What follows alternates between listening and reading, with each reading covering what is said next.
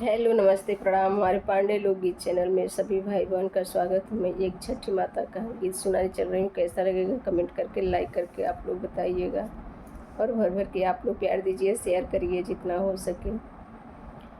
गोबरा काढ़े गैली सूरज बाबा गैया के हो पास। गोबरा काढ़े गैली छठी मैया गैया के हो पास।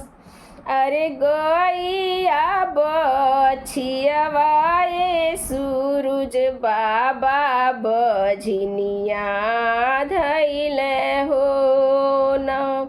गैया बछियावाए छठी मैया बझनिया धैले हो न।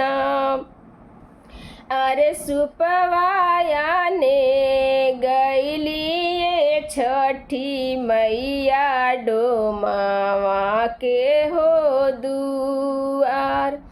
अरे सुपवाया ने गैली छठी मैया डोमावा के हो दुआर। अरे डलिया ने गैली छठी मैया डोमावा के हो दुआर। अरे डोमावा छोकड़वा छठी मैया बझनिया धैले हो ना। अरे डोमावा छोकड़वा सूरज बाबा बझनिया धैले हो न।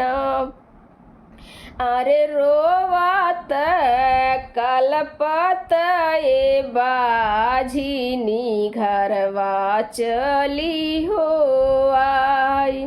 अरे रोवत कलपत छठी मैया घरवा को चलिया। अरे कवन करनवा छठी मैया इतना हमके सजा। अरे कवन करनवा आदित्य बाबा इतना हमके सजा। अरे चुप हो खती वही नयनमा पोछयस। अरे चुप हो खती वही नयनमा पोछयस। अरे तोहरा के देबो तिवई गजाधर ऐसन पूत। अरे तुहरा के देबो तिवई गजाधर ऐसन पूत।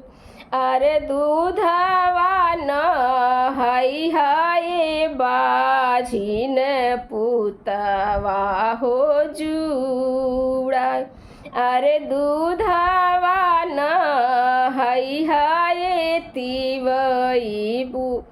अरे पुतवा अरे दूधवा न हई हाय बाझिनी पुतवे हो जुड़ा।